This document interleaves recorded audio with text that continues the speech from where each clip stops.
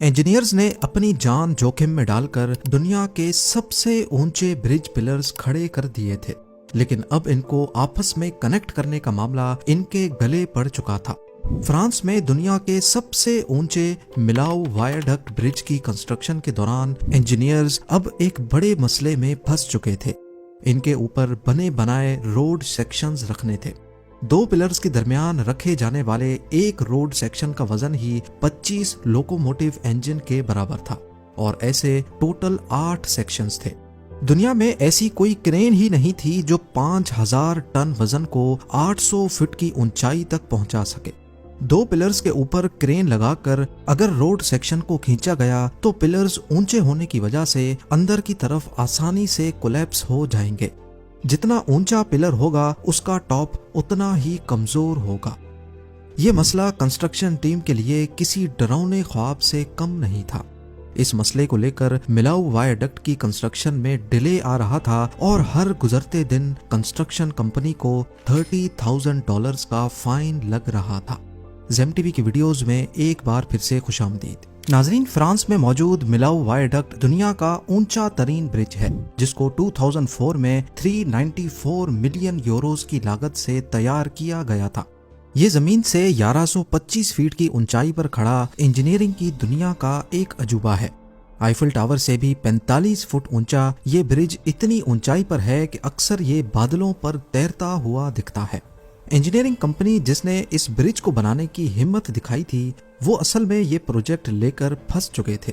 France की इन वादियों में लैंडस्लाइड्स और 130 किलोमीटर पर आवर की तूफानी हवाएं इनके काम को मुश्किल से नामुमकिन की तरफ धकेल रही थी।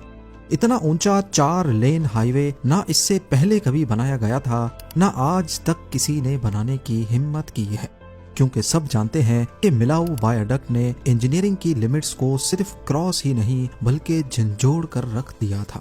दूसरी तरफ इस ब्रिज को बनाना फ्रेंच गवर्नमेंट की मजबूरी बन चुकी थी। 1980s में फ्रेंच गवर्नमेंट फ्रांस से स्पेन जाने वाले टूरिस्ट से बहुत परेशान थी।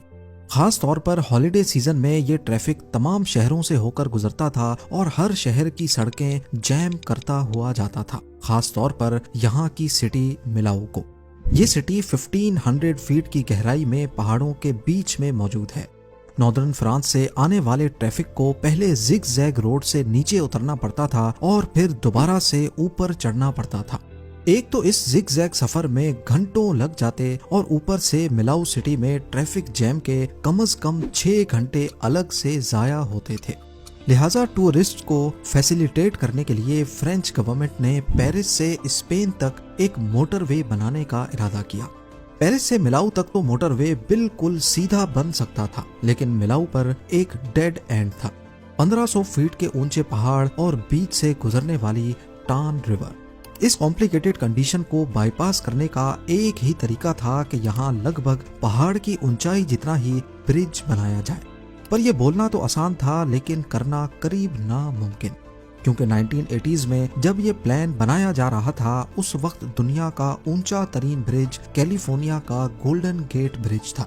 एक तो ये सस्पेंशन ब्रिज था और दूसरा पानी के सरफेस से लेकर रोड की हाइट सिर्फ 250 फुट थी, यानी मिलाऊ के पहाड़ों से 6 टाइम्स कम।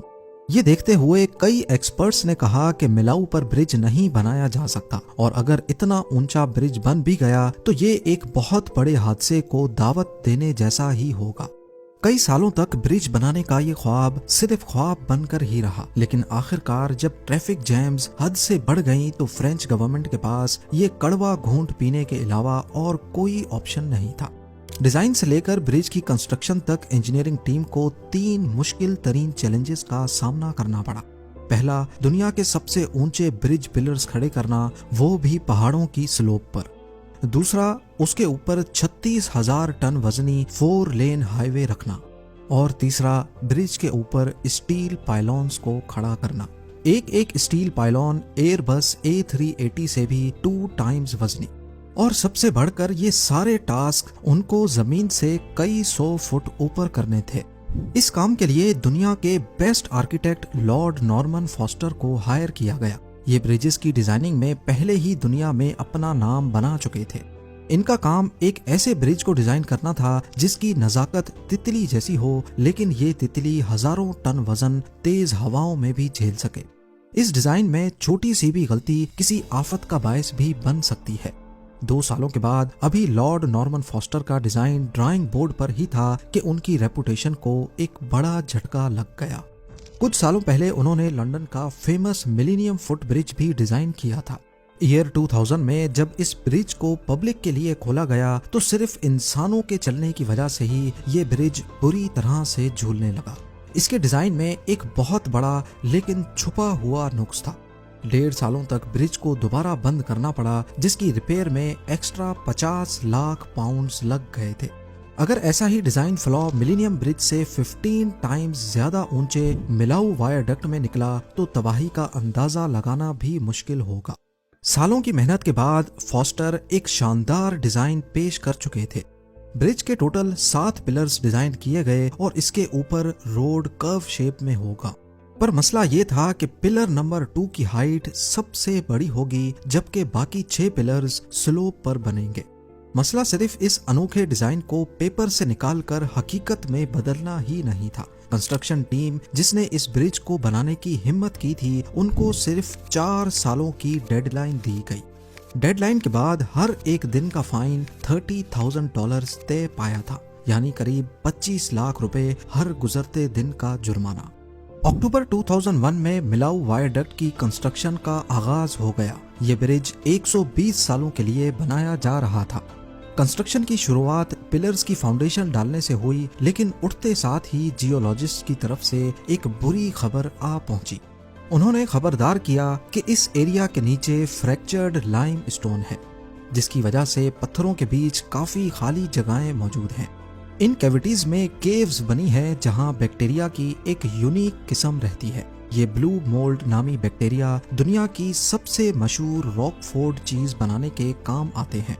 पर जो चीज के लिए सबसे परफेक्ट है वो दुनिया के सबसे ऊंचे ब्रिज की फाउंडेशन बनाने के लिए नहीं। जियोलॉजिस्ट ने यहाँ ड्रिलिंग और एक्सकवेशन के दौरान लैंडस्लाइड्स का खतरा जाहिर किया। इन तमाम वार्निंग्स के बावजूद भी फाउंडेशन डालने का काम स्टार्ट कर दिया गया, लेकिन फिर वही हुआ जिसका डर था। मिलाऊ वायरडक्ट की कंस्ट्रक्शन में एक ड्रामेटिक मोड़ आ गया, एक खतरनाक लैंडस्लाइड। इस लैंडस्लाइड ने पहले पिलर की फाउंडेशन को पत्थरों से ढक दिया, लेकिन खुशकिस्मती से कोई नुकसान ना हुआ। कंस्ट्रक्शन टीम ने ढलान को सीमेंट से स्टेबलाइज किया और प्रोजेक्ट को जारी रखा। ब्रिज के 7 बड़े बड़े पिलर्स बनाने में करीब 2 लाख टन वजनी कंक्रीट की जरूरत थी, जिसके लिए साइट पर ही एक फैक्ट्री बनाई गई। ये रीइंफोर्स्ड कंक्रीट था जिसमें 16,000 टन स्टील बार्स यूज होनी थी। अगर मिलाऊ वायरडक्ट में इस्तेमाल होने वाले सरिये को सीधा बिछा दिया जाए तो ये 4,000 किलोमीटर का डिस्टेंस कवर कर सकता है, यानी दुबई से लेकर चाइना तक। आर्किटेक्ट का डिजाइन कंस्ट्रक्शन टीम के गले पड़ चुका था। इस पॉइंट पे उनको ख्याल आया कि क्या उन्होंने ये प्रोजेक्ट लेकर कोई गलती तो नहीं की। मसला ये था कि पिलर्स की शेप यूनिफॉर्म नहीं थी, यानी एक जैसी नहीं थी, नीचे से मोटे और ऊपर से पतले।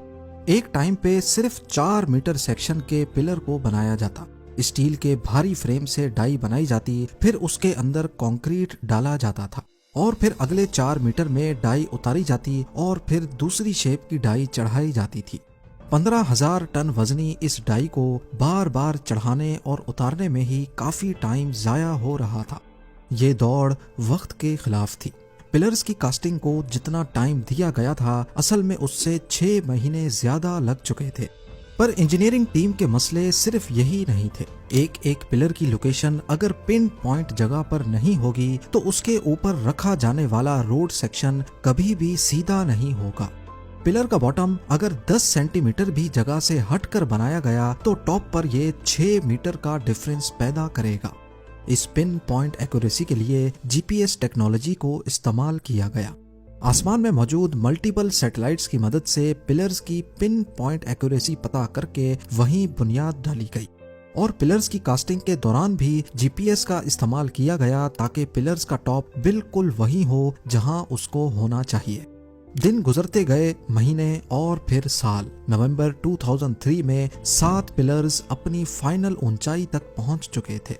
245 मीटर लंबा पिलर नंबर 2 दुनिया का सबसे ऊंचा पिलर हो चुका था। लेकिन इस कामयाबी के बाद उनको रिलैक्स करने का टाइम नहीं मिला, क्योंकि ब्रिज कंस्ट्रक्शन का अगला मरहला सबसे मुश्किल था। इतनी ऊंचाई पर 2.5 किलोमीटर लंबा रोड सेक्शन बिठाना कोई मजाक नहीं था। इस पूरे रोड सेक्शन का वजन अंदाजन 36,000 टन था। ये वजन 90 एयरबस A380 जितना बनता है। इस प्रोसेस के दौरान एक छोटी सी भी गलती इंसानी जान और करोड़ों डॉलर्स का नुकसान कर सकती है। आपको बताते चलें कि न्यूयॉर्क के ब्रुकलिन ब्रिज पर 34 वर्कर्स की जान गई थी और 1970s में ऑस्ट्रेलिया के वेस्ट गेट ब्रिज पर भी 35 वर्कर्स जान से हाथ धो बैठे थे। इतिहास के इन नुकसानात को मद्देनजर रखते हुए मिलाऊ वायडक्ट पे रोड स्टील के पोर्शंस में बनाने का फैसला किया गया। इस काम के लिए कई 100 किलोमीटर दूर आईफिल स्टील वर्क्स की मदद ली गई।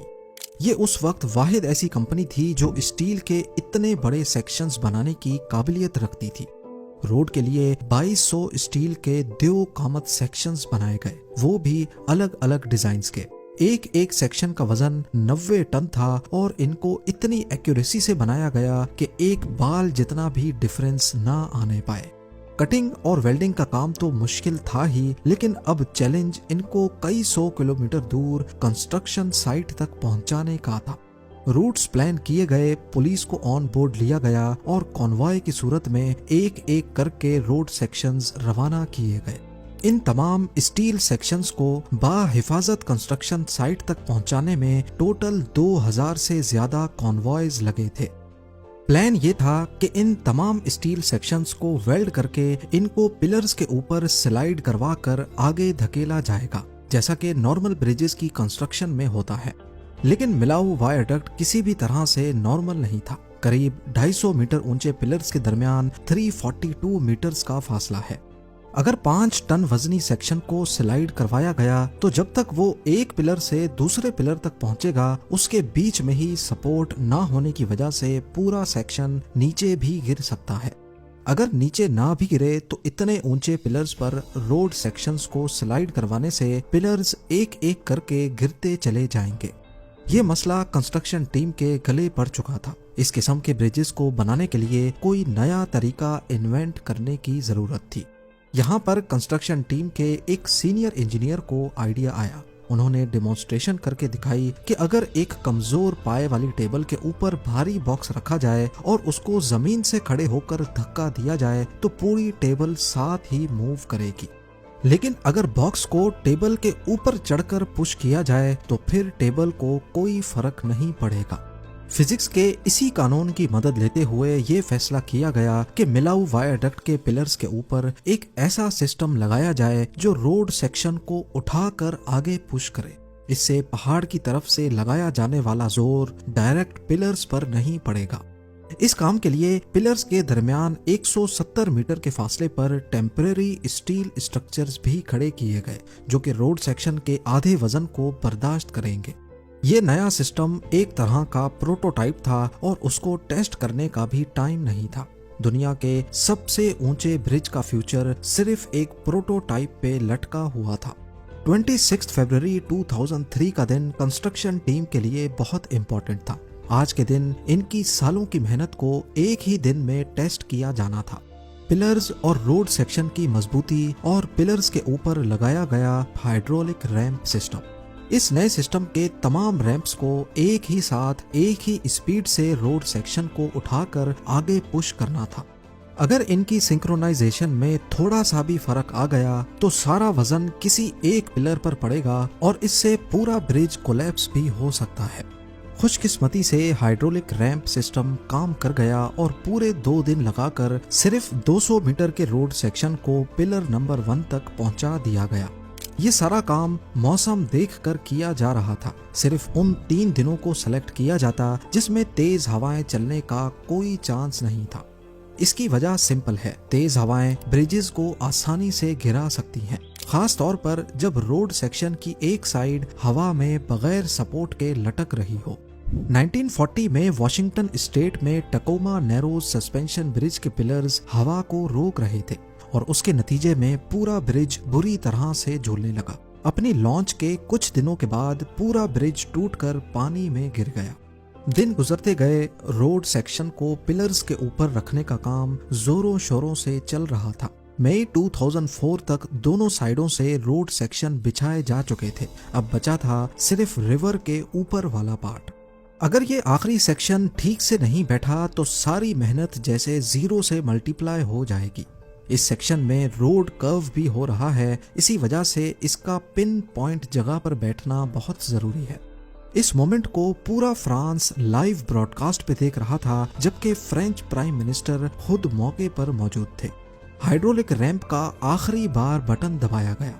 4 सालों में पहली बार नॉर्थ और साउथ सेक्शन के रोड्स आपस में मिल चुके थे, वो भी 99.9% एक्यूरेसी से।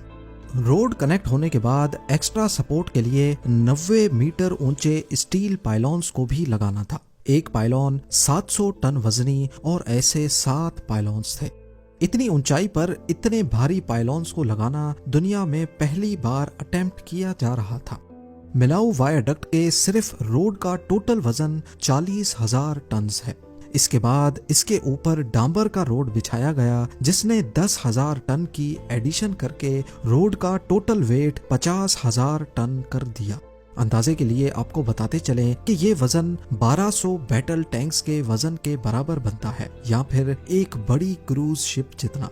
इसकी मजबूती चेक करने के लिए एक साथ इसके ऊपर से 28 ट्रक्स गुजारी गई। हैरानी की बात यह थी कि रोड सेक्शन, जिसको 50 सेंटीमीटर तक झूलने के लिए डिजाइन किया गया था, वो इन तमाम ट्रक्स के वजन से सिर्फ 25 सेंटीमीटर तक झूला था।